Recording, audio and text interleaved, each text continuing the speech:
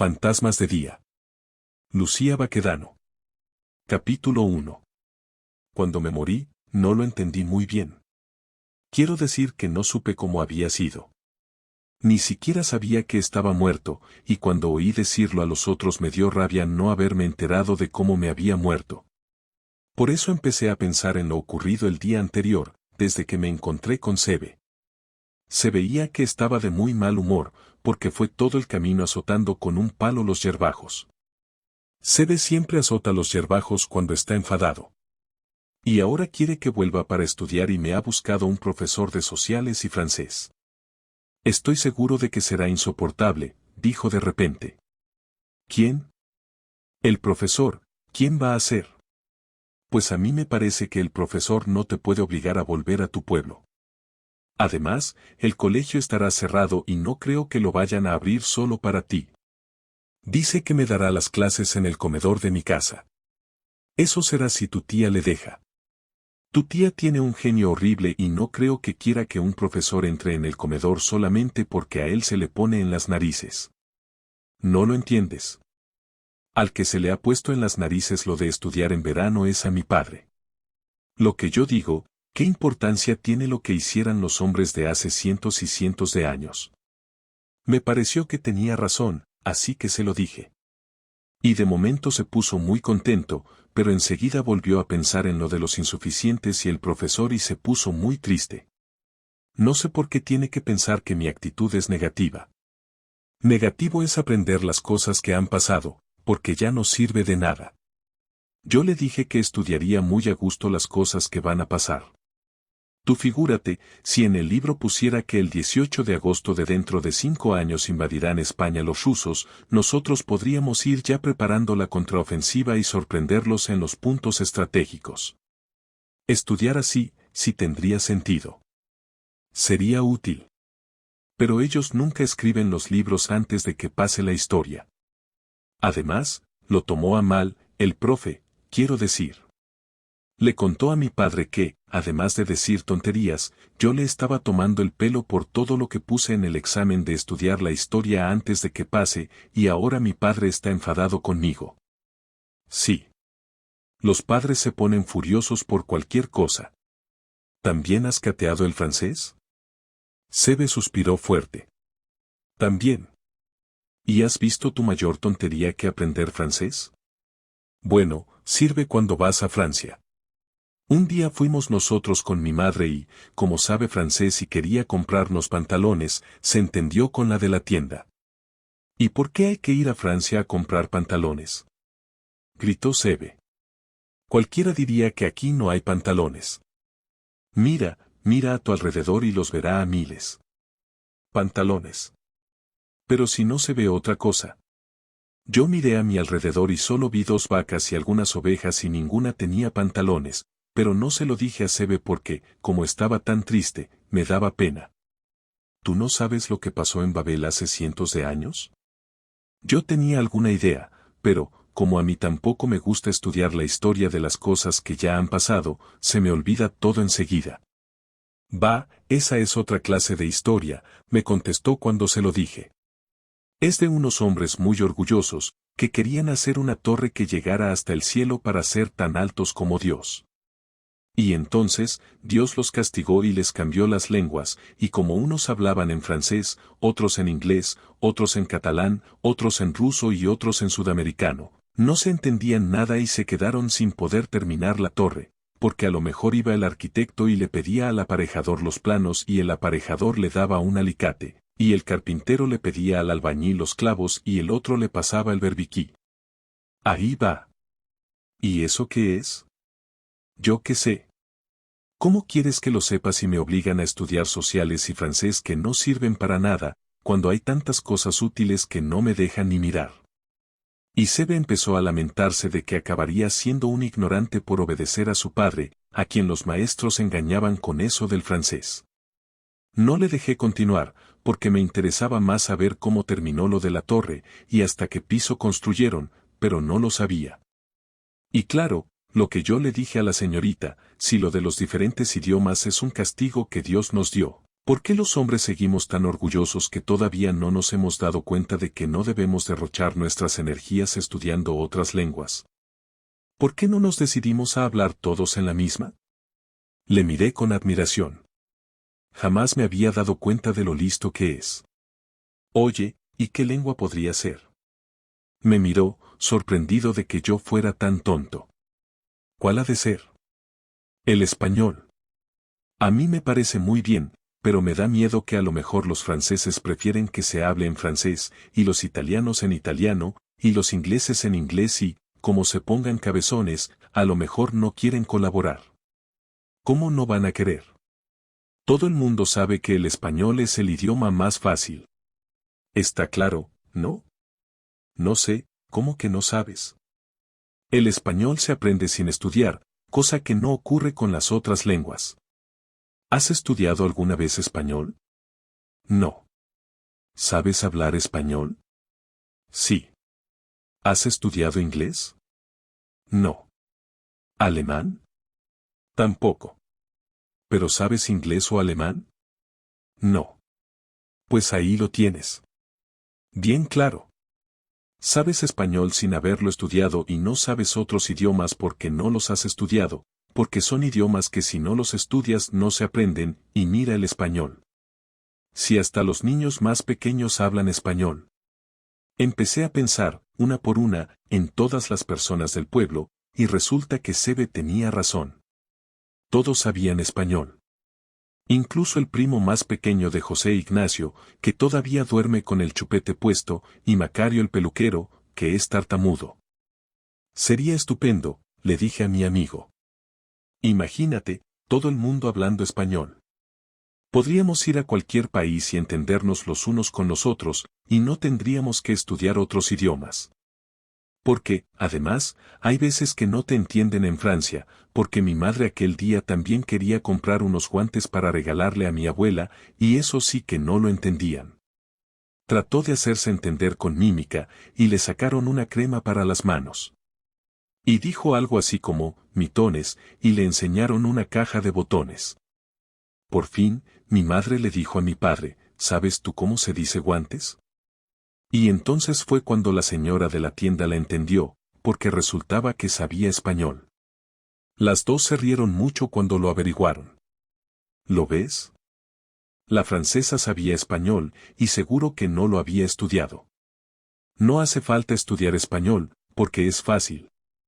En cambio, tu madre no sabía decir guantes en francés, porque el francés es difícil. Pues fíjate, la señorita también se enfadó cuando se lo conté. Habló con mi padre y le dijo que yo, o era un mal educado o deficiente mental. Y mi padre está empeñado en que no soy deficiente mental y la ha tomado conmigo. Sin embargo, yo creo que debería estar contento por tener un hijo fuerte y robusto, y lo primero que se le ha ocurrido es buscar un profesor y decirme que vuelva a casa, cuando mejor lo estaba pasando. También a mí me pareció una injusticia. Sebe viene al pueblo todos los veranos, a casa de José Ignacio, porque son primos, y se pasa bien con él. Y ahora a causa del francés, que es un idioma innecesario, y de la historia, que tampoco sirve para mucho, va y se lo llevan. Así que he pensado escaparme, dijo Sebe. Me quedé con la boca abierta. ¿A dónde piensas ir? Me da igual. Segaramente al monte, a vivir como uno que vi en una película, que se alimentaba de la caza y de frutos silvestres y de raíces y cosas así. Yo creo que lo pasaba muy bien. Lo único que necesito es una linterna y algunas herramientas para construir la cabaña, pero José Ignacio me las va a dejar. Fuimos a casa de José Ignacio y lo encontramos de muy mal humor porque, cuando estaba preparando las herramientas, le pareció que el alicate estaba algo estropeado y, únicamente para ver si funcionaba bien, se había puesto a aflojar y apretar algunas cosas de la moto de su hermano. Estaba seguro de que al final había quedado todo bien ajustado, pero no se explicaba por qué, cuando su hermano iba montado en ella, se le había salido una rueda. Tampoco comprendía la bronca que le echó su padre si, después de todo, a Lorenzo no le había pasado nada. ni tampoco que su madre anduviera diciendo a todas las vecinas que se le había erizado el pelo cuando vio desde el balcón cómo la rueda se separaba del resto de la moto y rodaba 2 metros por delante. Me van a quitar el dinero de la hucha para pagar el arreglo, y yo estaba ahorrando para comprarme una bici CB, ¿sabes una cosa? ¿Qué me escapo contigo? Y los dos se pusieron muy contentos y empezaron a hacer planes olvidándose de mí. Yo me fui a buscar a Rodríguez para ver si quería hacer algo, pero aquel día nada me salía bien. Rodríguez estaba castigado, y además castigado por una tontería que no lograba entender. Le había dicho al boticario que su hermana Angelines tiene una foto suya en la mesilla. Me aseguró que era cierto, él la había visto y estaba seguro de que era él, porque un pelo como aquel no se puede confundir con otro. Pues bien, dijo que el boticario se había puesto coloradísimo, y que le dijo con voz entrecortada que no podía ser. A mí me ha parecido todo muy raro y, cuando estábamos comiendo, le digo a mi hermana, oye, eso no es Víctor ese de la foto de tu cuarto. Porque se lo he dicho y no lo ha creído. Y también ella se ha puesto colorada, ha dicho, es horrible, y se ha ido a su cuarto sin parar de llorar. Y mi madre, que va y dice, este niño es idiota, y sube detrás de ella. Y todos los demás mirándome, como si hubiera dicho una monstruosidad. Ahora no me habla nadie, y Angelines dice que jamás se atreverá ya a salir de casa por mi culpa. ¿Tú lo entiendes? Le dije que no. Además, Angelines es horriblemente tonta y muy presumida. A ninguno de nosotros nos gusta. He pensado en marcharme de casa, pero me da miedo aburrirme si voy solo. ¿Por qué no vienes conmigo? Porque yo no quiero irme. En casa todavía no me han hecho ninguna faena, pero Sebe y José Ignacio se van a ir mañana. A lo mejor no les importa que te escapes con ellos. Se notaba que Rodríguez estaba muy preocupado con todo aquel misterio de su hermana y de Víctor, el de la farmacia, porque no lo pensó más. Dijo que se iba inmediatamente a ver a Sebe y José Ignacio para hacer planes, y me quedé solo otra vez. Así que, como no tenía a nadie con quien estar, me fui a mi casa.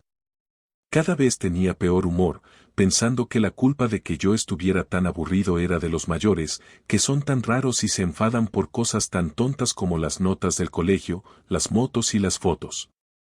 Si en vez de preocuparse por bobadas se dedicaran a pensar en que sería 1000 veces más práctico que todos los terrestres hablaran el español, la vida sería mucho más llevadera. Y no es que a mí me disguste estudiar. Casi diría que me da igual. O por lo menos, cuando estaba vivo no me atrevía a dejar de estudiar, porque a lo mejor me reñían en casa.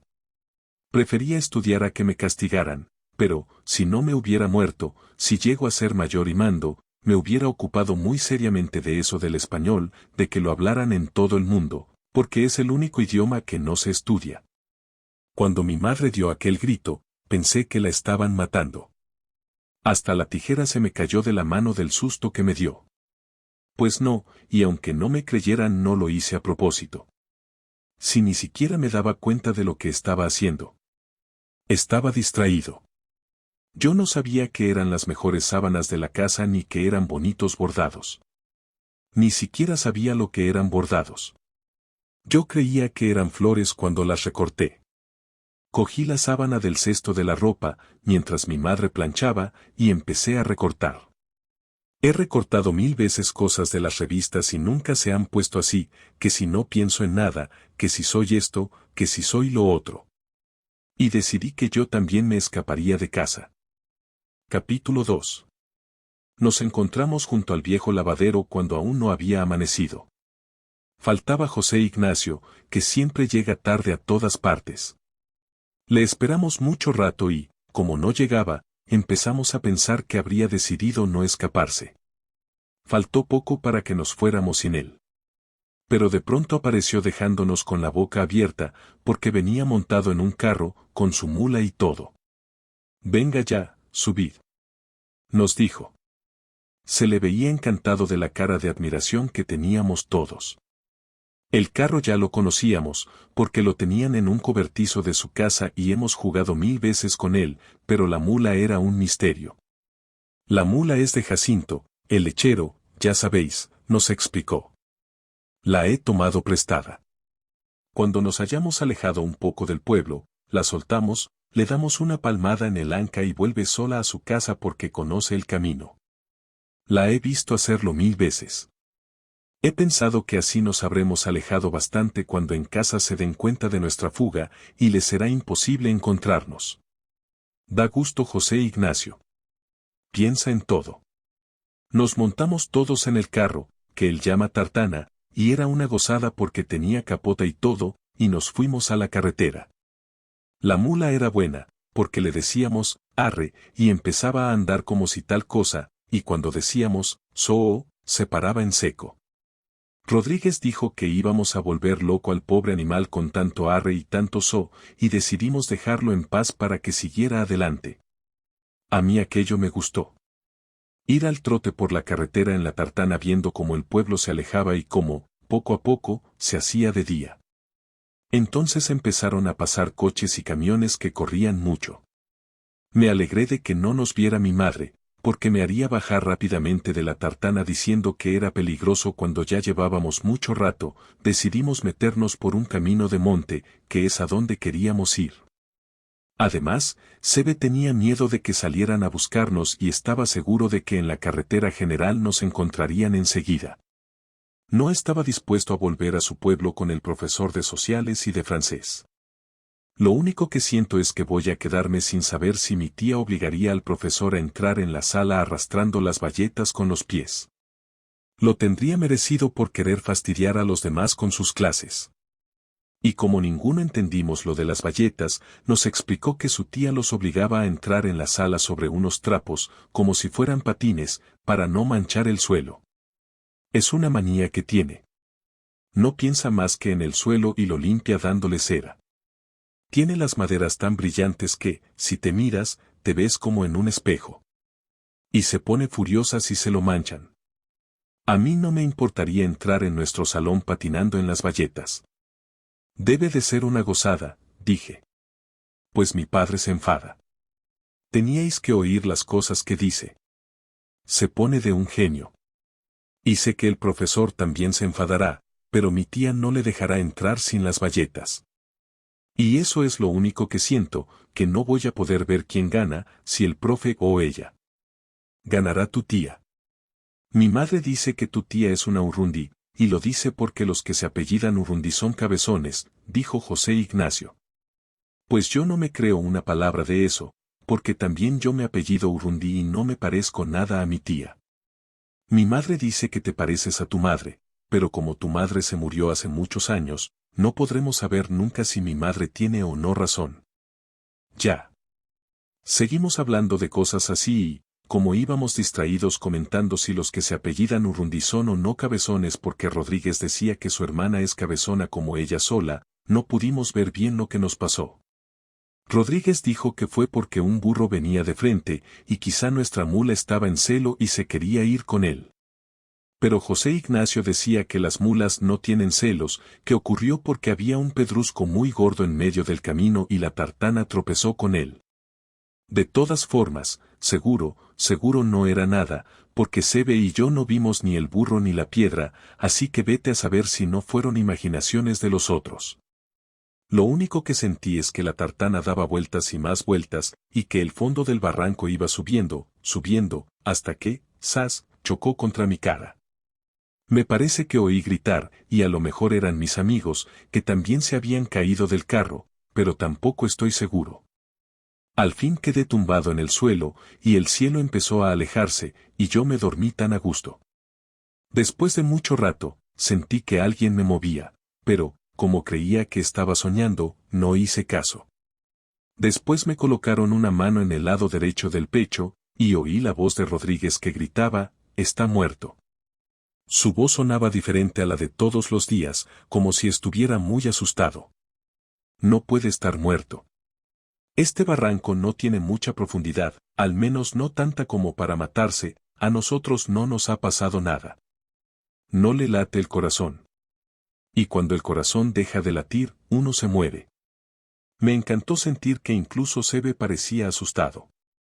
Además, me emocioné al ver lo preocupados que estaban con mi muerte. Era estupendo notar que me querían, como también yo los quería, aunque jamás me había dado cuenta de ello hasta ese momento. Levanté una mano para quitarles la preocupación, porque me daba pena verlos sufrir. Pues bien, ellos, en lugar de agradecérmelo, dieron un paso atrás y se pusieron a gritar como conejos. Se ha movido. Se ha movido. Se ha movido. Entonces, para que volvieran a quererme otra vez, volví a quedarme quieto y con los ojos cerrados.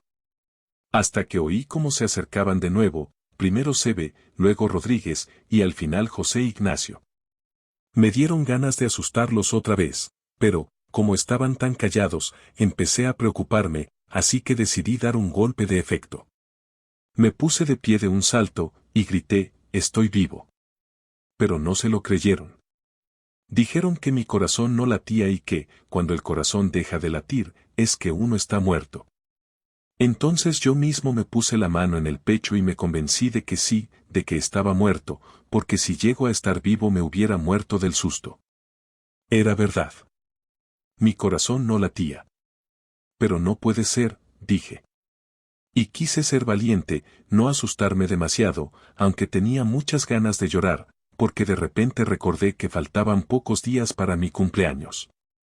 Y mi abuelo había dicho que a lo mejor, si me portaba bien, me regalaban una bicicleta de carreras, y es una faena morirse precisamente cuando hay posibilidades de tener una bicicleta, porque yo creo que me estaba portando bien. No puede ser, repetí, porque quería convencerme a mí mismo de que morirse no es tan fácil.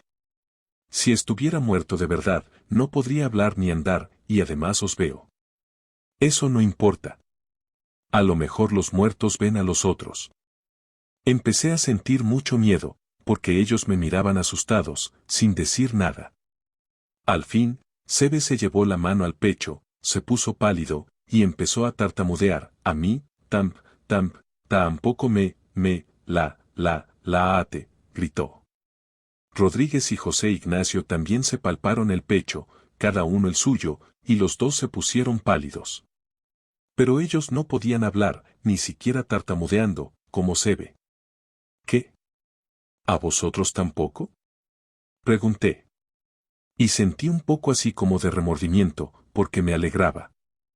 En el fondo lo deseaba, porque más vale ser 4 muertos que uno solo. Si ya es aburrido estar solo cuando se está vivo, ¿cómo será ser un muerto solitario? Los 3 asintieron con la cabeza. Tenían un miedo. Como yo era el muerto más veterano, decidí que tenía que animarlos un poco, por eso, por lo de la experiencia. No es tan malo, les dije. Uno no nota nada, no duele, yo me siento igual que antes. Sebe se iba animando, porque ya no estaba blanco. Entonces, ¿es que nos hemos muerto todos? ¿Los 4? Preguntó. Seguro. Pero me fijé que José Ignacio, que siempre piensa en todo, se pellizcaba en una mano, que es lo que suele hacerse para saber si se está dormido o despierto. Pero le dije que la muerte no es lo mismo, que se fijara bien y se convenciera de una vez que, si yo estaba muerto y podía hablar con ellos, era porque también ellos se habían muerto. Pero el muy tonto se resistía, no quería morirse por nada. Yo no me imaginaba que se pudieran ver unos a otros. Ni yo, pero ya ves que sí. ¿Tú me ves a mí? Con toda claridad. ¿Entonces qué? José Ignacio es así. Parecía que le había sentado mal eso de morirse. Para disimular, dijo que a ver ahora quién pegaría a la mula en el anca para que volviera con el lechero, que al fin y al cabo era una buena persona y por nosotros iba a quedarse sin mula. Y nos miró con cara de mucho rencor, como si nosotros, y no él, hubiéramos tomado prestada la mula de Jacinto. Yo lo que me pregunto es dónde están los otros, dijo de pronto Rodríguez. ¿Qué otros? Los otros muertos. Tenía razón. Tenía que haber muertos. Muchos más muertos. Sabíamos de mucha gente que se había muerto antes que nosotros, y en algún sitio tenían que estar, pero por allí no se veía ninguno. Él se había empeñado en que le gustaría encontrar a su tío Valentín, porque su padre decía que tuvo que dejar una fortuna escondida en casa, pero no la habían podido encontrar por más que miraron por todas partes. Quiero preguntarle dónde la guardó. Mi padre decía que no quería saber nada de guardar su dinero en los bancos y todo lo tenía en casa. Pero solo encontraron 170 pesetas en el bolsillo de sus pantalones. No te va a servir de nada, le dijo José Ignacio. Aunque te lo diga, que no creo que quiera, el dinero ya no te sirve para nada. No importa. De todas formas quiero hablar un rato con él. Me gustaría decirle quién soy y preguntarle qué tengo que hacer ahora. Mi madre dice que a cualquier sitio que se vaya viene bien tener conocidos. Es verdad, dije. Creo que alguien debería decirnos qué tenemos que hacer ahora. Supongo que tendríamos que ir al cielo, pero yo no sé por dónde se sube. Como los otros tampoco tenían ni idea, nos quedamos en silencio, a la espera de no sé qué, que no llegaba. Yo imaginé que de un momento a otro aparecería alguna especie de nave y nos llevaría con el resto de la gente.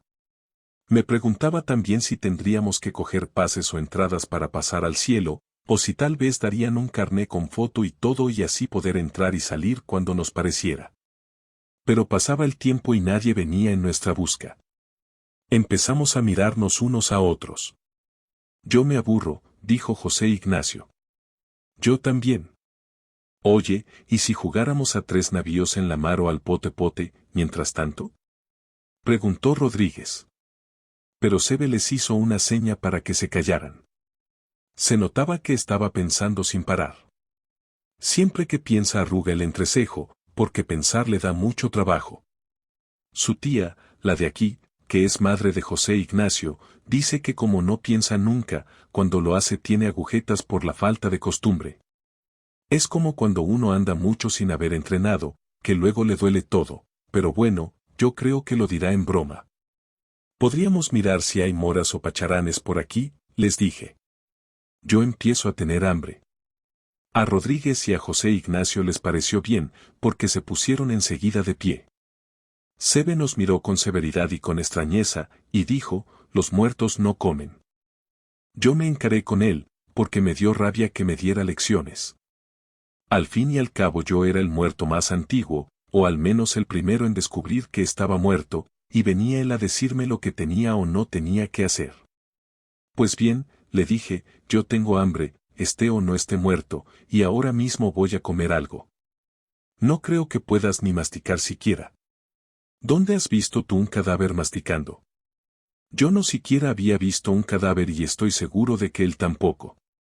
Solo por fastidiarle, empecé a buscar hasta que encontré unas manzanitas de pastor y me puse a comer. Comía bien, tan normal, igual que cuando estaba vivo. Masticaba y tragaba, masticaba y tragaba. Hasta notaba el buen sabor. Para que luego me vinieran a mí diciendo que los muertos no comen. En cuanto ellos vieron que no me pasaba nada, empezaron a comer manzanitas. Y después comimos moras y avellanas. Aunque las avellanas no sabían a nada, pero no porque no pudiéramos comerlas, sino porque todavía era demasiado pronto y no habían madurado. Algunas solo tenían una especie de pelusilla blanca dentro. También encontramos un nogal. Lo pasamos bien cogiendo las nueces y quitándoles la corteza verde para comer el fruto tierno, que es cuando más rico sabe. Mirad. Cuando pelamos las nueces se nos ponen los dedos amarillos como a los vivos, les dije. Y todos se echaron a reír, porque tenía gracia que también los muertos se manchen. Rodríguez dijo entonces que la única diferencia era que los vivos a su comida la llaman víveres y que nosotros tendríamos que llamarla mórteres, y que lo que podíamos hacer era coger algunos mórteres para tener en reserva por si tardaban en venir los del cielo a buscarnos. Pero José Ignacio, que siempre piensa en todo, nos hizo callar, porque había tenido una idea. Ya lo sé. Gritó. Sé lo que nos ha pasado. No estamos muertos del todo. Somos espectros. ¿Qué son espectros? Fantasmas. Nos miramos y nos echamos a reír, porque no teníamos aspecto de fantasmas. No nos habían crecido sábanas por encima, ni arrastrábamos cadenas, ni nada. Pero José Ignacio nos dijo que una vez vio una película de fantasmas y eran como personas normales y corrientes, no con sábanas. Lo que pasa es que no habían sido del todo buenos y tenían que vivir algún tiempo en el mundo, encerrada su alma en el cuerpo hasta reparar sus culpas. Y cuando hicieran muchas cosas buenas, se liberaría su alma, el cuerpo se moriría del todo, lo enterrarían, y en paz. Me parece que ese es nuestro caso. Rodríguez dijo que él nunca había matado a nadie, ni nada así. Y no estaba seguro de que el disgusto de su hermana Angelines por lo de la foto de Víctor, el boticario, fuera un pecado que tenía que purgar, porque su hermana es imbécil y cualquier cosa que él hiciera la molestaba. También Sebe y yo creíamos que nos estábamos portando bastante bien. Aparte de lo de las notas y las flores de las sábanas de mi madre, nadie se quejaba últimamente de nosotros. Pero José Ignacio nos miró con cara de asombro. Así que todos os creéis tan buenecitos, ¿eh? Dijo. Ninguno cree que puede tener algo sobre su conciencia, ¿verdad? Y los tres dijimos que no. ¿Y la mula de Jacinto, qué? Era verdad. Tenemos que buscar la mula. La hemos cogido sin su permiso, le hemos quitado la mula, la hemos robado, y esto pesará sobre nuestras conciencias por toda la eternidad. Y seguro que, cuando hayamos reparado el daño, dejaremos de vagar como fantasmas y alcanzaremos la paz. Tenía razón. Y es que con José Ignacio da gusto. Piensa en todo. Nosotros asentimos y comenzamos inmediatamente a buscar la mula. Si esta era la misión que se nos había encomendado, estábamos dispuestos a cumplirla. Capítulo 3. Empezamos a buscar la mula porque queríamos liberar nuestras ánimas. Lo de que éramos ánimas en pena se le ocurrió a Rodríguez. Yo no tenía ninguna pena aunque no lo dije, porque a lo mejor a los otros les parecía mal que a mí no me importara que el lechero se quedara sin su mula, y es que en el pueblo todos los aprecian mucho y dicen que es un buenazo. Lo primero que encontramos fue la tartana toda rota. Se le habían salido las ruedas y cada una había tomado una dirección. Los laterales estaban completamente destrozados.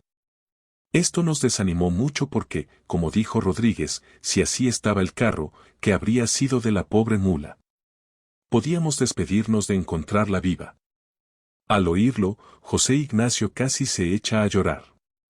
Pensaba que, si no restituíamos la mula, nuestras almas vagarían penando toda la eternidad y nuestros cuerpos continuarían en el mundo gimiendo de un lado a otro. Y por lo visto eso de andar gimiendo es algo muy malo. Pues si hay que gemir, yo gimo, rió Sebe. José Ignacio le puso muy mala cara y dijo que no era para tomarlo a broma. Él, por su parte, iba a seguir buscando la mula porque, mientras no encontráramos el cadáver por lo menos, no podíamos decir que estaba muerta. Nosotros le seguimos. Subimos al camino del monte, lo desandamos, aparecimos de nuevo en la carretera general. Para que nadie nos viera, nos arrastramos por la cuneta, pero nada. La mula no se veía por allí tampoco. José Ignacio estaba cada vez más bobo, diciéndolo de vagar por toda la eternidad, y los demás empezamos ya a cansarnos de estar muertos. Pues si ya os habéis aburrido, imaginad lo que tiene que ser quedarnos así, por los siglos de los siglos. Si la mula no aparece, eso es lo que nos espera. Entonces yo me enfadé. Le dije que ya estaba bien de tanto hablar de la mula, como si esa fuera la única obra buena que se podía hacer en la muerte, y que yo liberaría mi ánima cuando quisiera. Porque había 1000 cosas que podía reparar, como por ejemplo volver a apilar la leña de mi casa, que la había dejado tirada un día que jugué a hacer con ella un fortín fenómeno, y mi madre se enfadó porque no la recogí. Yo regaré las lechugas de la huerta por las noches, y así mi padre no tendrá que madrugar, decidió Rodríguez. Y José Ignacio, que es un cabezón, dijo, yo seguiré buscando la mula. Sebe tenía puesta la cara de pensar, con el entrecejo arrugado y los dientes apretados. No paraba de pensar. Al fin sonrió y dijo, si alguno de vosotros cree que yo me pienso pasar la muerte haciéndoles cosas a los demás, se equivoca. A mí no me asusta ser un alma en pena y, para una vez que soy un fantasma, lo que pienso hacer es divertirme. Me divertiré de lo lindo apareciéndome a quien me dé la gana. Dejaré huellas de sangre en el suelo de nuestra casa para ver qué cara pone mi tía. Gemiré y arrastraré cadenas alrededor de la gente que me tiene manía y entraré en todas las casas atravesando las paredes. No creo que puedas atravesar ninguna pared, le dije. ¿Y por qué no? ¿Es que no soy un fantasma? Era verdad, pero yo no acababa de convencerme. A lo mejor aún no me había acostumbrado a estar muerto. Sebe debía de sentirse muy seguro de sus poderes. Se fue muy decidido hacia una casa que hay muy cerca de nuestro pueblo, que se llama La Venta, y se lanzó contra la pared. Pero no la atravesó y además se hizo sangre en la nariz. Se enfadó mucho cuando nos reímos. ¡Qué gracia, ¿no? Dijo. Pues duele, ¿eh? Duele. Y ya iba a empezar a pegarse con nosotros cuando se le ocurrió una idea mejor. Se limpió la sangre con la mano y después hizo con ella una huella fantástica en el cristal de una ventana de La Venta. Quedaba fenomenal. Una mano sangrienta, con sus 5 dedos separados. Daba pavor. Veréis cómo estos no duermen esta noche, rió. Después pensó que estaría bien poner otra huella en casa del sacristán. Precisamente hacía 2 días le había tirado de las orejas, porque se puso a tocar la campana de la iglesia y la gente creyó que era la novena. Empezaron a ir mujeres, y se quejaban porque les parecía que habían cambiado la hora sin avisar y decían que aquello era una falta de consideración. Aunque Sebe salió corriendo hacia casa del sacristán, no pudo poner la huella. La sangre se le secó en la mano antes de llegar, y no le salía más de la nariz. Eso que se sonó muy fuerte, pero no consiguió ni una gota. Cada vez estoy más muerto, nos dijo, ya no me queda sangre en las venas. Estoy seguro de que me falta ya poquísimo para poder atravesar las paredes. Supongo que eso se consigue cuando se lleva bastante tiempo muerto y uno se convierte en espectro. Sí, creo que hay que ser espectro para atravesar paredes total que, entre una cosa y otra, ya estábamos junto al pueblo y la mula seguía sin aparecer. Decidimos meternos en el bosquecillo de casa de don Domingo, que es una gozada, porque hay unos helechos más altos que nosotros y así podíamos escondernos. Yo sabía que los fantasmas tienen que ocultarse de día y solo salen por la noche, pero, cuando ya íbamos a meternos entre los helechos, vimos a Aniceto, el de casa de Lorea. Estaba junto a los nogales de la carretera, que son del padre de José Ignacio, y llenaba de nueces un bolso grande. ¿Habéis visto? Veréis cuando se entere mi padre. Mira que ser Aniceto el que roba nuestras nueces. Un hombre que parece respetable. Tu padre no se va a enterar, porque el único que lo sabe eres tú y, como estás muerto, no se lo vas a poder contar, le dije. A José Ignacio le dio mucha rabia, aunque estaba reñido con su padre por lo de la moto de su hermano Lorenzo, no podía soportar que Aniceto les quitara las nueces. A mí me parece bien porque la familia de Aniceto es muy rica y tiene de todo. Y a nadie le sienta bien que los ricos roben a su padre. Voy a darle un buen susto. Por lo menos de eso no se libra, dijo muy decidido.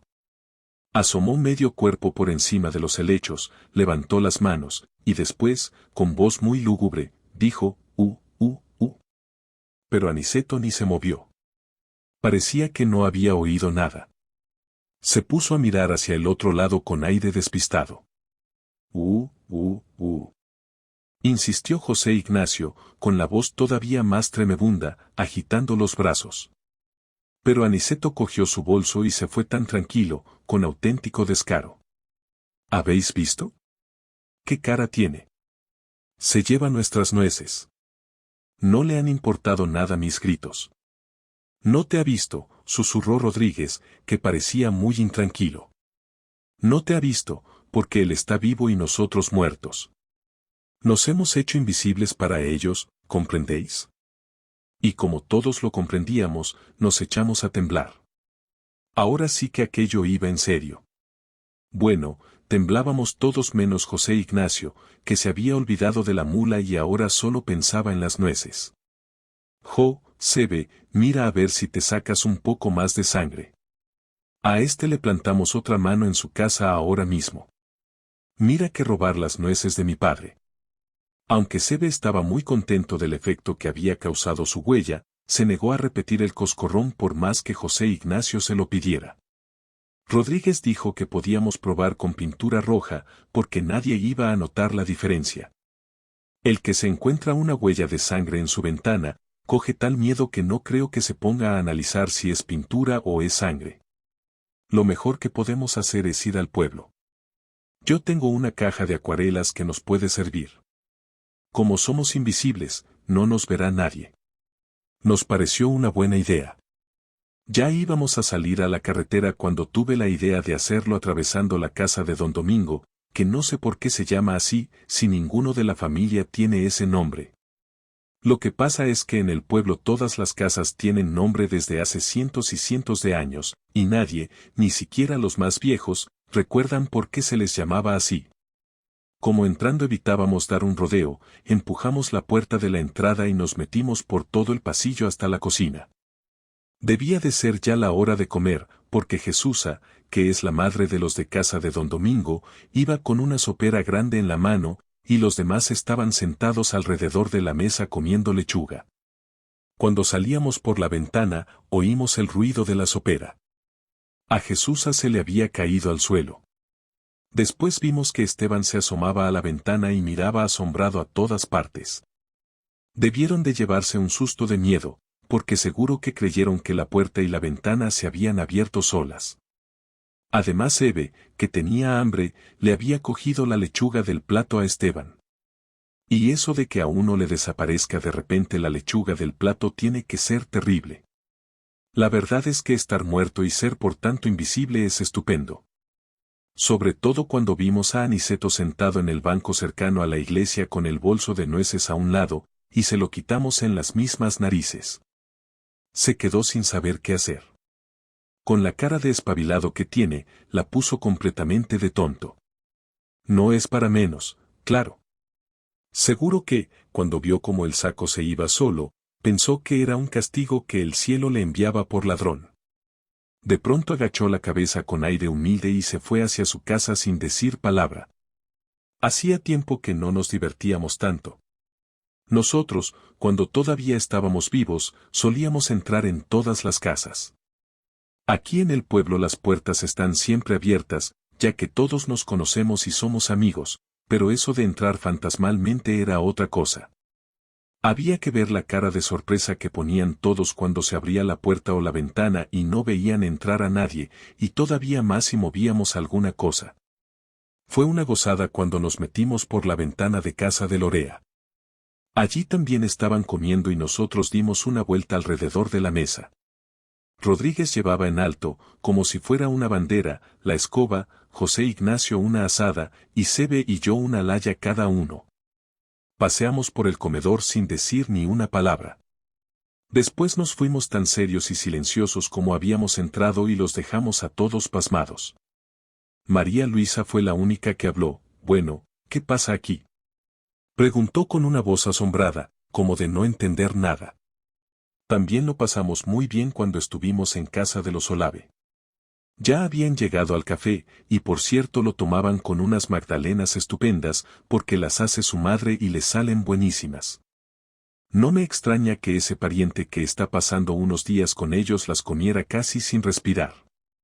Habría que ver cómo me pondría mi madre si yo me pusiera así de comer magdalenas en casa de los Olave.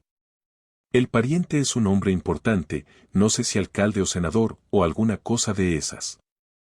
Puso unos ojos tan saltones que parecía que se le iban a caer al suelo cuando Rodríguez le quitó la magdalena que tenía en la mano, se la comió tranquilamente y después le plantó el moldecito de papel en la cabeza. El resto de la familia se asombró. Todos abrieron la boca como si quisieran decir algo, pero no dijeron nada. Después ya, cuando corríamos por el camino, oímos muchas voces. Todos hablaban a la vez, y por eso no entendíamos lo que decían, pero parecían bastante furiosos. A Salomé la encontramos en su cocina. Se ve que habían comido temprano y estaba ocupada en llenar botes de mermelada, que luego dejaba sobre la mesa. No lo habíamos pensado, porque ni siquiera sabíamos que Salomé había hecho ese día mermelada, pero los cuatro tuvimos la misma idea, meter el dedo en todos los botes y chupárnoslo después. Ella tiene un genio endiablado, pero todo el mundo dice que hace la mejor mermelada del pueblo y no nos íbamos a quedar sin probarla. Desde luego era verdad, estaba buenísima. Yo creo que ni se hubiera enterado, porque estaba de espaldas a nosotros, pero Rodríguez soltó una carcajada. Salomé lo oyó, y tuvimos que correr porque, aunque de momento se quedó tan muda de asombro como los demás, al ver que sus botes se abrían solos, y como no tiene sentido del humor, que también lo dicen en el pueblo, dirigió su cara llena de genio hacia el lugar de donde partía la risa, y gritó, «¡Eso!». Encima con risas. Empezó a dar escobazos y le atinó a José Ignacio, que fue el último en alcanzar la puerta. No paramos de correr hasta llegar a la iglesia, así que aprovechamos para entrar en casa del cura, que empezaba a comer entonces. Estaba sentado a la mesa con otro cura y con su hermana. Don Genaro nos cae muy bien. Suele darnos caramelos y cacahuetes, casi nunca se enfada y por eso quisimos hacerle una bonita exhibición. Sebe se colocó en una esquina dándole fuerte a un almirez de cobre con su manija, también de cobre, mientras nosotros tres empezamos a lanzarnos unos a otros las manzanas rojas que había en un cesto. Creo que tenía que ser de gran efecto ver manzanas rojas volando de un lado a otro al ritmo del almirez, porque don Genaro dijo, ¿pero qué es esto? Y le temblaba un poco la voz, no sé si por la emoción de lo que veía o porque una de las manzanas le cayó dentro del plato y salpicó todo de sopa. Lo de casa del cura creo que fue lo que mejor resultó. Aunque fue improvisado, porque se nos ocurrió de pronto al ver las manzanas, lo hicimos lo mejor que pudimos por el cariño que le tenemos a don Genaro.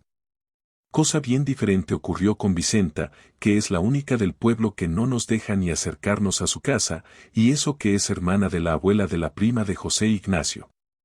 Vicenta estaba sentada en un sillón, dormida y con la televisión a todo volumen, y eso que siempre suele andar diciendo que tiene el sueño ligero y que se despierta con nada, pero no es verdad.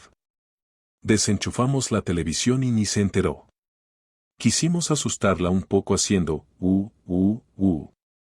con voz tenebrosa, y como si nada. No íbamos a irnos así, con semejante fracaso. Tomamos la extrema decisión de poner en marcha la lavadora, metiendo dentro 2 paletas de jugar a la pelota que había en un banco del pasillo. Fue una pena que tuviéramos que escaparnos.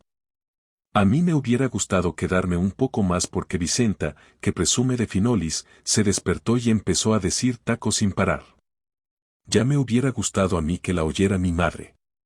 Nos fuimos porque José Ignacio no paraba de decir que quería imprimir una mano sangrienta en casa de Aniceto, así que dejamos de entrar en espectro por las casas para ir a buscar las acuarelas de Rodríguez.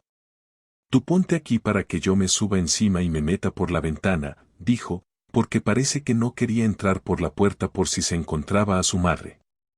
Pero si no te puede ver. Protesté, más que nada porque Rodríguez es muy grandote y pensé que pesaría la tira. Tú no sabes lo que es capaz de ver mi madre si se empeña, dijo muy convencido. Yo me acuclillé un poco y él se subió sobre mis hombros, alzando después las manos para alcanzar la ventana. Capítulo 4. A 4 aunque Rodríguez pesaba lo suyo, yo la estaba gozando pensando en lo bien que lo íbamos a pasar llenando de misteriosas y terroríficas huellas el pueblo entero. Pondríamos manos en todas las casas donde no nos quieren y se portan mal con nosotros. José Ignacio solo hablaba de Aniceto y de las nueces de su padre, sin embargo, yo iba más lejos. Cuantas más huellas pusiéramos, más divertido sería. ¿Subes ya? Pregunté impaciente. Sí, sí. Cojo un poco de impulso, y en sec. Solo dijo en sec, nada más. Después chilló como una corneja, porque justo en el momento que terminaba de afianzar las manos en la ventana, alguien desde el interior cerró de golpe la persiana, dejándole atrapado. Vamos, pensad algo y rápido, tengo que salir de aquí, dijo Rodríguez. Y aunque hablaba bajo tenía voz de dolerle muchísimo. A José Ignacio y Sebe les había dado por reír, que algunas veces parecen tontos, y yo ya no podía más de tanto tener encima el peso de Rodríguez. Al fin decidieron que podían subirse ellos, uno encima del otro, y hacer palanca con alguna cosa para levantar un poco la persiana y que Rodríguez sacara las manos. Se fueron a buscar alguna herramienta o un palo resistente mientras nosotros, que ya no podíamos más, nos quedábamos esperando bajo la ventana. Y de pronto, cuando ya iban a trepar uno sobre el otro, se oyeron dentro de la casa los gritos de Angelines, la hermana de Rodríguez, que cada día es más tonta. Decía que en la repisa de la ventana había unas manos humanas, pero unas manos sueltas, sin brazos ni cuerpo. Su madre también gritó, pero decía que aquello era imposible. Aunque, por si acaso, subió. La madre de Rodríguez siempre acaba haciendo lo que quiere Angelines. Cuando ya se oían sus pasos por la escalera, a Rodríguez le entró tal miedo a que lo encontraran allí con las manos apareciendo bajo la persiana, que dio un tirón fuerte, la sacó, y los dos nos caímos al suelo rodando. Nos levantamos y nos escapamos a todo correr, porque todavía se oían los gritos de Angelines explicando a su madre que eran unas manos vivas, porque había visto cómo movían los dedos, unos dedos con las uñas sucísimas. Como pensamos que todavía estarían un rato en la habitación buscando las dichosas manos, dimos la vuelta y entramos por la puerta de la cocina para coger la caja de las acuarelas, que era estupenda, de 36 colores. Se ponía un poco de agua en un platillo para mojar el pincel, después se untaba en una especie de pastillita y salía una sangre fenomenal. Además, 3 tonos diferentes de rojo. Disfrutamos muchísimo. Pusimos manos en la puerta de Salomé, que protesta por todo. En la propia casa de Rodríguez, para que se fastidiara su hermana. En la de Vicenta, porque nos tiene tanta manía. En la de Aniceto, por robar las nueces del padre de José Ignacio.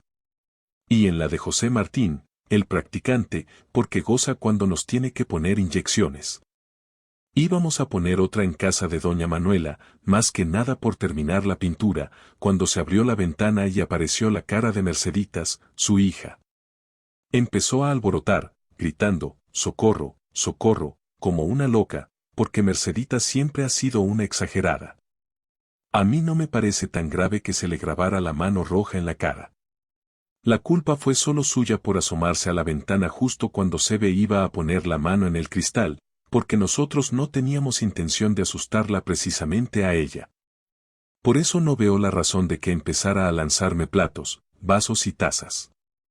Menos mal que no podía vernos y no nos dio ni una vez, pero tuvimos que correr y meternos por una ventana de casa de Salomé, que siempre protesta por todo y no nos puede ni ver. Allí nos ocurrió algo estupendo. Trepamos por la parra y pasamos por la ventana a un dormitorio. Allí nos encontramos con que en la cama estaba Micaela, que nos miró como si nos viera mientras entrábamos a su cuarto, sin causarle asombro que se abriera la ventana. Simplemente nos miró como si fuéramos la cosa más natural del mundo. Nosotros nos quedamos sin saber qué hacer. Además, a los 4 nos gusta Micaela porque es ideal, no como las demás, y siempre habíamos tenido el deseo de gustarle también a ella. Por eso no queríamos asustarla, sino más bien tranquilizarla. Como no sabíamos de qué forma, permanecimos muy nerviosos alrededor de la cama, sin saber cómo hablarle. Todavía no nos habíamos enterado del lenguaje que emplean los fantasmas cuando se aparecen a la gente, y a nosotros nos gusta hacer las cosas bien.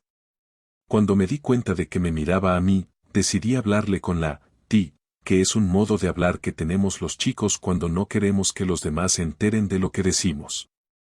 Tibuetinas titartides, le dije.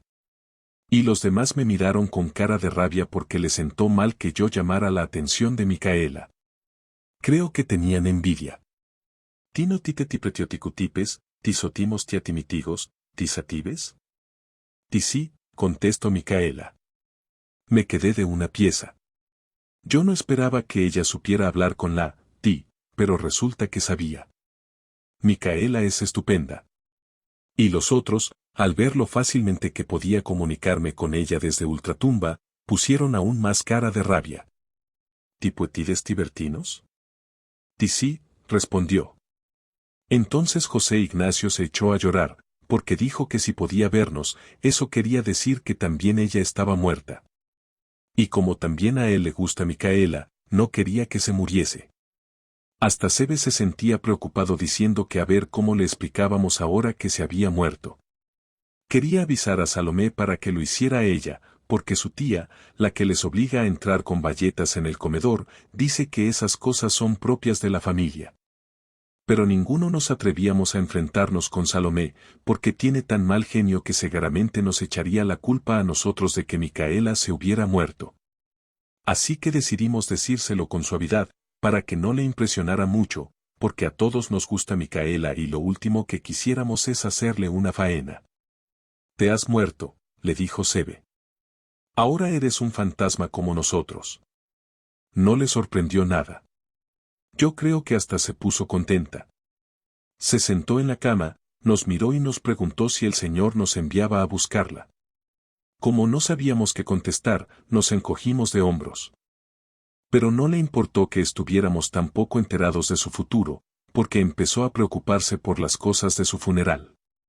Quería saber si Salomé elegiría el cordero mejor cebado para el banquete y si se acordaría de avisar de su muerte a todos los parientes, porque Salomé era muy descuidada para algunas cosas. Le dijimos que sí a todo, porque es tan estupenda que no queda más remedio que darle gusto. Cuando decidimos irnos, quiso salir con nosotros, pero después no se atrevió a bajar por la ventana. Volvió a tumbarse en su cama y nos dijo que de allí no se movería. Que el Señor ya encontraría otro medio para llevársela. No le parecía serio que una mujer de 90 años abandonara el mundo deslizándose por la parra que trepaba hasta su ventana, como si fuera un chiquillo. Nos dijo adiós con la mano y después cruzó las dos sobre el pecho. Cerró los ojos y dijo que así la encontraría el Señor y que esperaba volver a vernos en el cielo. Nos fuimos encantados porque, ya que nos habíamos muerto, era genial pensar que estaríamos con Micaela, que es tan estupenda, y que además tiene tantísimos años que hasta ha perdido la cabeza y es una gloria estar con ella. Nos extrañó oír cantar a Salomé cuando llegamos abajo, porque parece que lo único que sabe es protestar por todo. Pero también sabe cantar, y lo hacía mientras pasaba la fregona por el suelo de la cocina. Decía no sé qué de una chica que se quería meter monja cuando llegara el alba, pero que su padre no la dejaba y a ella no le importaba. Era una suerte, porque en la vida real sí que importa si el padre te deja o no te deja ir a algún sitio, por lo menos el mío, y no digamos el de Sebe, que encima quiere que estudie durante el verano. Estuvimos un buen rato asomando la cabeza por la puerta, porque eso de que Salomé cantara no era cosa de perdérselo. Pero Rodríguez no tiene remedio. Otra vez soltó una carcajada, y ella gritó asustada, y dejó de cantar y miró hacia el lugar de donde procedía la risa, pero ya nos habíamos ido. Como ya no nos quedaba pintura roja y José Ignacio se había aficionado y además estaba muy impresionado con la canción de Salomé, untó el pincel en el platillo del color azul y escribió en una pared: Salto 05 Angelines se quiere meter monja. A mí al principio me pareció una tontería desperdiciar así la pintura. Pero fue tan emocionante la cara que puso Víctor, el de la farmacia, que estaba enfrente cuando vio aparecer aquellas letras como por arte de magia en la pared, que ya no me pareció ninguna idiotez. Empecé a sentir envidia de todos los vivos del pueblo que tenían ocasión de ver cosas tan estupendas. Tiene que ser maravilloso ver aparecer letras en una pared sin haber nadie escribiendo. Porque claro, como éramos fantasmas, no podían vernos. Víctor estaba asombrado, de eso no había duda. Se quedó mirando con una cara de tonto como si se fuera a desmayar.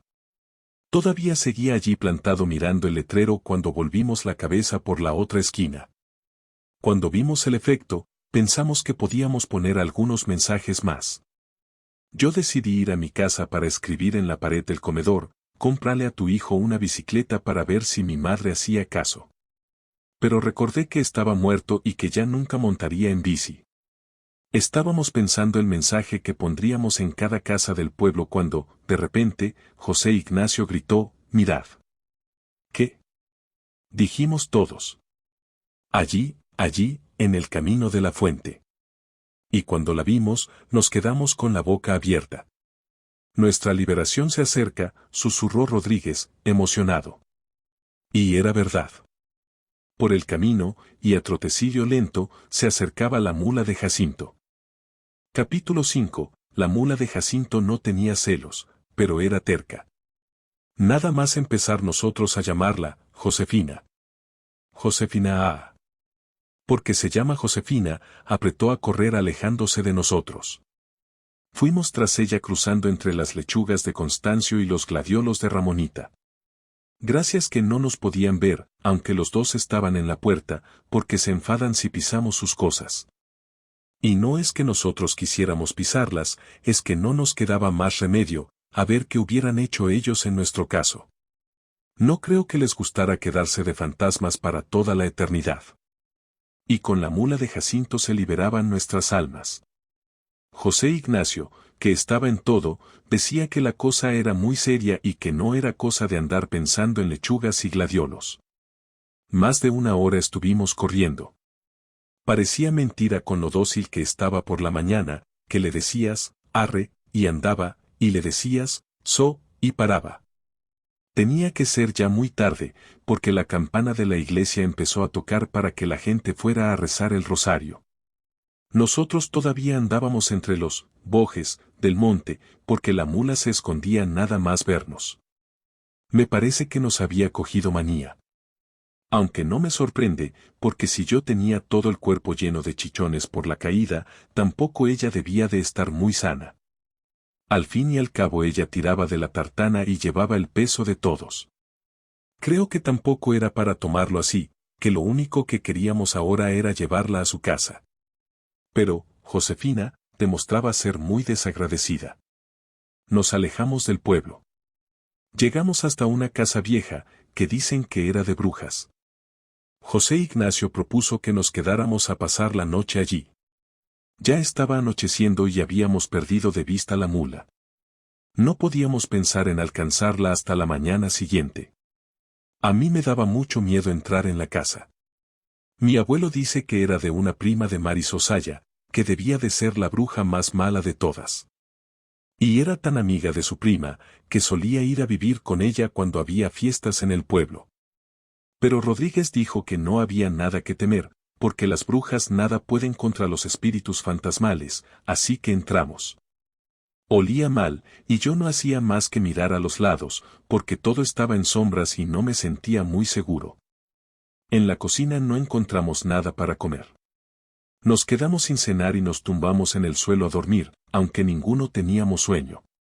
Para no aburrirnos, empezamos a contar historias de ladrones y de aparecidos y de si las brujas serían brujas de verdad, o si la gente lo decía para dar miedo. Cuando ya no sabíamos qué más contar, nos quedamos callados. Me fijé en que ya se había hecho de noche, porque no entraba luz por la ventana y apenas se notaba el contorno de mis amigos. Cerré los ojos muy fuerte con ganas de dormirme. Después de oír tantas cosas de fantasmas y brujas tenía mucho miedo. Hubiera dado cualquier cosa, hasta la bicicleta que a lo mejor me iba a regalar el abuelo, por estar vivo otra vez y volver a casa con mi madre. Seguro que ya me había perdonado el haber recortado las flores bordadas de las sábanas, porque mi madre es muy buena. Empecé a pensar en ella y en lo triste que estaría porque me había muerto y ya tenía un hijo menos. Al fin y al cabo yo era uno de sus únicos 4 hijos. Y vi mi casa y a mamá rodeada de las vecinas que habían ido a consolarla.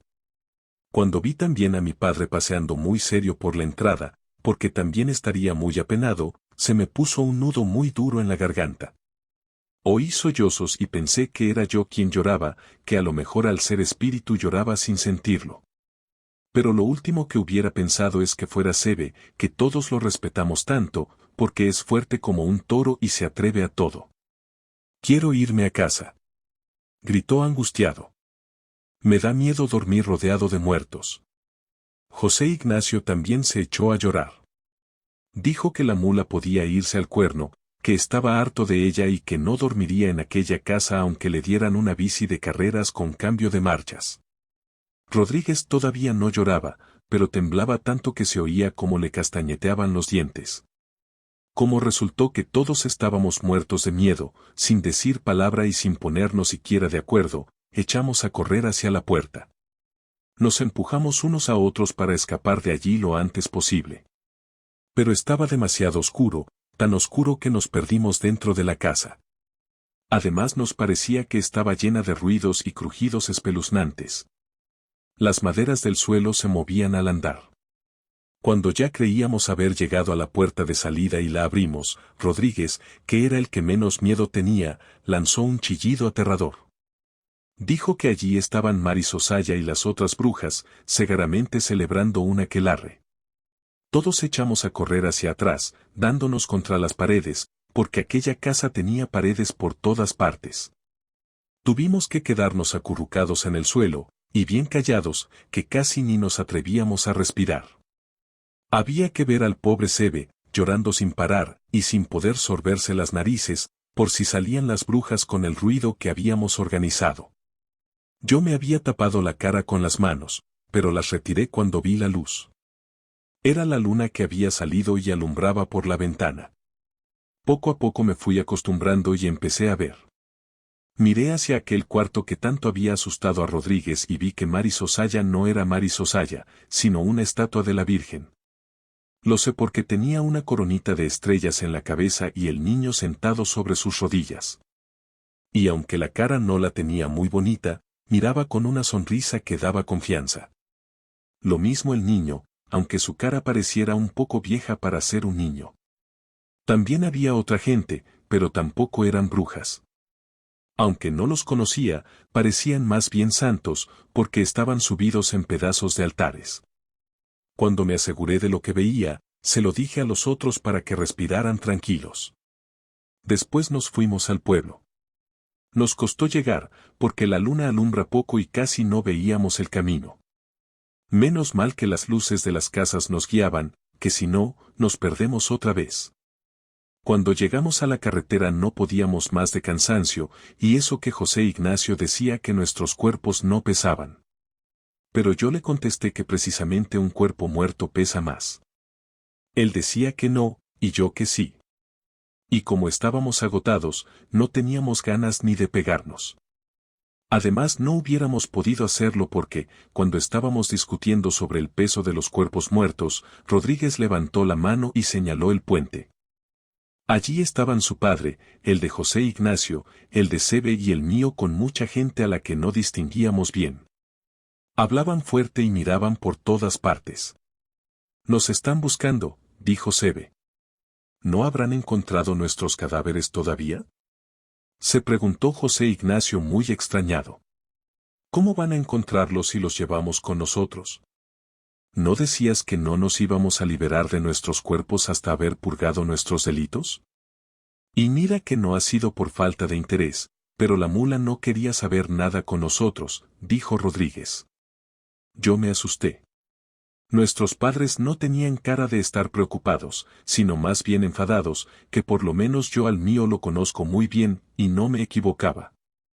Cuando estuvimos cerca y pudimos oír lo que decían, me alegré de estar muerto y de que no pudieran vernos. Lo que más rabia nos dio fue lo de Jacinto, que es un hombre al que todos apreciamos porque parecía una buena persona. Pero por lo visto de buena persona nada, porque era el que más gritaba. Todo el rato hablando de su mula, y de que a él quién se la devolvía ahora. Que se la habían quitado el chico del veterinario y otros 3 más. Y que más de 4 nos habían visto con ella por la mañana, tirando de la tartana. Como el chico del veterinario soy yo y los otros 3 Sebe, José Ignacio y Rodríguez, nos echamos a temblar. Parecía que nuestros padres no pensaban en defendernos como tienen que hacer siempre los padres, sino que le daban la razón al lechero. Le decían que tuviera paciencia, que esperara a encontrarnos, porque en cuanto nos vieran se sabría el paradero de Josefina. La madre de José Ignacio estaba muy triste. Parecía que se iba a poner a llorar, hablando con Jesusa, que es la madre de los de casa de don Domingo. Decían que no podían explicarse nuestra conducta porque, aunque siempre hemos sido chicos traviesos, nunca mal educados. Jesús insistía en que tampoco ella lo habría creído si no lo hubiera visto porque eso de que entráramos por la puerta y saliéramos por la ventana sin saludar siquiera, después de coger con los dedos lechuga del plato de su marido, créeme, Ana Mari, que nos hemos quedado sin habla.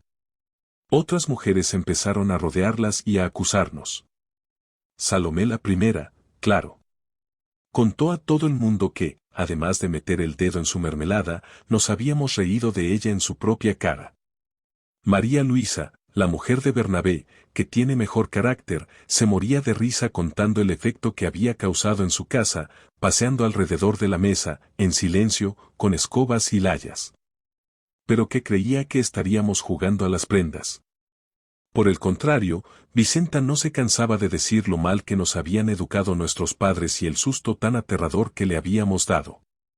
También estaba don Genaro, que fue el único que nos defendió.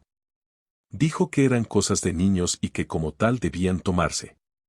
Bromas de chicos, insistía, aunque sabemos que la sopa de su plato estaba muy caliente y se había quemado un poco cuando le salpicó la manzana. Pero don Genaro es otra cosa, no hace montañas de cosas pequeñas, como lo estaba haciendo Jacinto, que no paraba de suspirar, ¿y mi mula? ¿Qué hago yo sin la mula? Y mi padre volvía a decirle que no se preocupara, que su mula aparecería, que lo único que quería era coger a su hijo por su cuenta. Y como su hijo era yo, empecé a ponerme nervioso. Mi padre se enfada pocas veces, pero cuando se enfada no lo hace en broma. También estaba allí Ramonita hablando de sus gladiolos con Victorina. Todavía no se había recuperado de la impresión de ver a José Ignacio tapando con el dedo gordo el pitorro del porrón, justo cuando su padre bebía vino. El pobre se había llevado tal sorpresa, que se había atragantado con lo que ya tenía en la boca y casi se ahoga. Cosas de chicos, seguía diciendo don Genaro, pero nadie le hacía caso. ¿Cómo iban a hacerle caso si estaban todos mirando a Angelines, la hermana de Rodríguez, que cada día es más tonta? Estaba chillando como una loca. No me extraña que Rodríguez diga que no hay quien la aguante y que es imposible vivir con ella. Señalaba la pared de la farmacia. Se puso otra vez a llorar, diciendo que a ver quién decía que ella quería meterse monja. Que era una calumnia, que todos la hacen sufrir, que nadie la quiere y que se quería morir. En la puerta de la farmacia estaba Víctor, el boticario, y no me extraña nada que se pusiera a reír, porque Angelines no decía más que tonterías. Pero ella, al ver que se reía, aunque lo hacía con discreción, se fue hacia él y le dijo en voz baja que si se quería meter monja era por él, y eso que era un completo imbécil. Me extrañó que Víctor no se pegara con ella. Ni siquiera se enfadó. Puso cara de tonto y le dijo que se alegraba de que no se metiera monja, porque también él tenía una foto suya en la mesilla, aunque a lo que aspiraba era al original. Ella le contestó que qué cosas tenía. Como me pareció una conversación de idiotas, empecé a pensar que tenía que estar soñando, que al fin me había dormido en la iglesia del monte y que todo lo que ahora veía formaba parte del sueño. Pero no era así porque, de pronto, alguien gritó, «Miradlos. Ahí están». Capítulo 6. No puedo explicármelo, pero nos veían. Nos veían todos, y fue inútil intentar hacerles comprender que éramos fantasmas. Nadie lo creía. Todos nos habían visto entrar en sus casas, y su asombro no se debía a que se abrieran y cerraran las puertas y ventanas, sino a nuestras payasadas. Nuestra última esperanza era Micaela. Les dijimos que también ella había muerto y lo sabía todo, y Salomé entró en su casa dando gritos, «Madre. Madre. ¿Qué le han hecho a usted estos locos?». Pero al momento salió muy enfadada diciendo algo de que le daba vuelcos el corazón por el susto que le habíamos dado. Ya sabía yo que acabaría echándonos la culpa de que se había muerto su madre, que ya sabemos cómo es Salomé. Pero Micaela es estupenda. Enseguida bajó a defendernos con su camisón de franela blanco hasta los pies, una toquilla negra y el pelo largo hasta la cintura, que parecía de plata de lo bonito que lo tiene cuando no se lo recoge en un moño. Dijo que estaba muerta, se sentía segura de ello, porque el Señor había enviado ya 4 ángeles a buscarla. Pero que no tuvo valor para bajar por la parra y que no se movería de su cama mientras los ángeles no le prepararan un camino más fácil. Dijo que había muerto por más que Salomé se empeñara en negarlo, que incluso se obstinaba en no matar un cordero para el día de su funeral. Y en nuestra casa siempre se han celebrado los mejores banquetes de funeral del pueblo, añadió muy enfadada. Cada día está peor la pobre. ¡Qué cruz! ¡Qué cruz! Se lamentó Salomé. Jacinto le contestó que peor estaba él sin su mula. Mi padre, que al fin había logrado llegar hasta nosotros, me cogió de un brazo y me dijo que suponía que le iba a dar alguna explicación. No tuve más remedio que contarle lo de la fuga y el accidente de la mula, que nos tiró por el barranco. Estoy muerto, papá. Mi corazón ya no late, compruébalo tú mismo, dije poniendo su mano sobre mi pecho. Me dio vergüenza que todos se rieran de mí, porque resultaba que el corazón está a la izquierda y yo no lo sabía. Y sí que latía, y bien fuerte, cuando me puse la mano. Pim, pom, pim, pom. Y de verdad que no sé si me alegró, aunque ya estuviera harto de estar muerto. Pero las caras que me miraban no eran para desear estar vivo. Don Genaro, que es tan estupendo, se echó a reír y dijo que hacía tiempo que no se reía tanto porque no había oído algo tan divertido. Ya creíamos que los demás también iban a tomarlo a broma, porque la gente del pueblo suele hacer caso de don Genaro, que es buenísimo. Pero Jacinto, que estaba resultando mucho menos simpático de lo que parecía, volvió a quejarse. Todo eso está muy bien, dijo. Pero me dirá usted, señor cura, ¿cómo reparto yo mañana la leche si no me devuelven mi mula? ¿Y qué quiere que hagamos si la mula no quiere nada con nosotros? Gritó José Ignacio. Llevamos todo el día tras ella. Nos hemos tomado infinidad de molestias para devolvérsela, pero no quiere venir. ¿Dónde está? Preguntó Jacinto. Qué pesado estaba con la dichosa, Josefina. Allá arriba, en la iglesia de las brujas. Y volvieron a enfadarse otra vez, creyendo que decíamos tonterías. Estaban empeñados en que en ese monte no hay ninguna iglesia.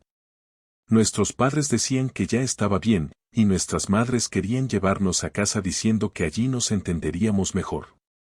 Yo también quería irme, porque ya estaba cansado de todo. Dijimos que peor para ellos si no lo creían, pero que habíamos visto altares llenos de santos y una virgen con un niño en brazos, y que la virgen sonreía y el niño tenía una sandía grande en la mano. Mi padre parecía cada vez más enfadado. No sé por qué no me creía si yo casi nunca digo mentiras. Ya me veía todo el verano sin paga y sin salir de casa y, por si fuera poco, sin la bici del abuelo. Pero los mayores son extraños. Se olvidaron de nosotros y empezaron a agruparse alrededor de don Genaro, que parecía muy emocionado, y no hacía más que decir, no nos hagamos ilusiones, es posible que no sea la nuestra. Pero ¿y si lo fuera? Y todos querían que lo fuera. Empezaron a hablar de unos ladrones de obras de arte que pasaron hace muchos años por el pueblo, tantos años hacía, que ninguno de los chicos sabíamos nada. Solo lo recordaban los mayores. Don Genaro, que se ponía más nervioso por momentos, nos llamó a su lado. Quería saber en qué lugar exactamente habíamos visto a la Virgen y si era pequeñita y de plata. Salomé, toda sonriente, decía, ¡qué chicos! ¡Qué chicos estos! Como si nos quisiera mucho. De repente todos habían olvidado nuestras apariciones de la tarde, portándonos como chicos mal educados que entraban en las casas sin saludar siquiera. Empezaron a tratarnos como si hubiéramos hecho algo muy importante. Yo casi no podía creerlo. No dijeron que los acompañáramos al monte para enseñarles aquella iglesia. Nuestras madres no confiaban en nosotros y empezaron a decir que era demasiado tarde. Aunque lo que tenían era miedo de que todo resultara como lo de nuestra muerte, que ni mucho menos estábamos muertos como nos había hecho creer Aniceto, por hacerse el despistado cuando lo encontramos robando las nueces del padre de José Ignacio. Como nosotros estábamos seguros de lo que decíamos, y sobre todo Rodríguez, que comenzaba a sentirse héroe, decidimos subir con los mayores, que ya habían empezado a buscar linternas.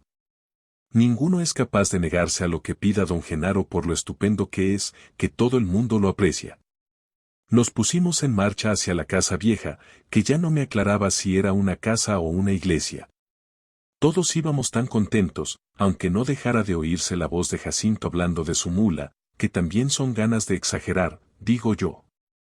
La encontramos justo en la puerta de la casa. En cuanto nos vio, trató de escapar de nuevo. Pero Jacinto se lanzó como una flecha hacia ella, la apaciguó y se bajó hacia el pueblo. No le importaba nada que allá dentro estuviera o no la Virgen de Plata. Vista a la luz de las linternas ya no me parecía fea, aunque sí que tenía la cabeza demasiado grande para un cuerpo tan pequeño. Cuando se lo dije a don Genaro, me contestó que en aquella época las vírgenes se nacían así. El niño tampoco estaba mal, porque me sonrió en cuanto me vio. Lo que tenía en la mano no era una sandía, como yo creía, sino el mundo, con la parte de España mirando hacia nosotros, que en eso notamos que era el mundo. Don Genaro tenía cara de emoción. Nos cogió a todos bajo sus brazos, porque aunque él es muy viejo, tiene el cuerpo grande y fornido. Nos dijo que aquel era el día más feliz de su vida. Nos contó que hacía ya 30 años que aquella imagen había desaparecido de la iglesia de nuestro pueblo y que, aunque por entonces se detuvo a unos ladrones de obras de arte, ellos negaron haber robado la Virgen. Por eso nunca se supo dónde la habían escondido. ¿Cómo íbamos a suponer que la teníamos tan cerca? Dijo. Y Salomé contestó, ¿qué chicos estos? ¿Qué chicos? Cuando ya todos vimos bien la Virgen, los hombres empezaron a pensar en lo que debían hacer. Esteban, el de casa de don Domingo, decía que lo primero era llamar a la policía, porque además los santos no eran nuestros, sino de otro pueblo. Comentaban que era todo un altar desmontado, que lo llamaban el retablo de Pentecostés porque los santos eran los apóstoles, y que habría que avisarlos, a los del otro pueblo, no a los apóstoles. Pero Bernabé dijo que no. Que la Virgen volvía al pueblo inmediatamente. Como es tan forzudo, la cogió debajo del brazo y dijo que la llevaría inmediatamente a la iglesia, que es donde debía estar. Todos nos fuimos tras él. Ya nadie se metía con nosotros. Al contrario, empezaban a querernos mucho, así que yo también comencé a ponerme contento. Bueno, muy contento no, porque me inquietaba mirar a mamá. No parecía muy satisfecha de tener un hijo tan importante, que había recuperado una virgen y todo eso. Mi madre tenía la misma cara de aquellas navidades cuando desapareció el niño Jesús del Belén de la iglesia y se organizó un jaleo tan grande. Hasta Salomé y las otras hablaban de hacer no sé qué de desagravio, que debe de ser algo que se reza mucho, porque decían que el niño lo habían robado y querían llamar a la policía y todo. Pues bien, una noche mi madre entró en el cuarto de mi hermana María, que es muy pequeña, para darle un beso. La encontró durmiendo tan a gusto con el niño Jesús dentro de su cama. Y mi madre tenía cara de estar muy apurada cuando al día siguiente fue a llevar el niño a don Genaro. Decía que estaba tan avergonzada, que él le tuvo que decir que el niño Jesús nunca tuvo en Nazaret tan buen compañero de juegos como mi hermana. Mi madre es a veces tan rara, que estoy seguro de que se acordaba más de que su hijo había metido el dedo en la mermelada de Salomé y picado lechuga del plato de Esteban y paseado con una escoba en alto por el comedor de los de Lorea, que de lo bueno que había sido que él y sus amigos encontraran la Virgen de la iglesia y el retablo de los apóstoles del pueblo de al lado. Pero todo se arreglará. Estoy seguro de que tiene que arreglarse. Bueno, si hasta Salomé había sonreído. Estaba convencido de que no me negaría una rebanada de pan con mermelada cuando se la pidiera al día siguiente, ni al otro, ni al otro. Y qué buena mermelada hace. Por otra parte, Aniceto estaba muy nervioso.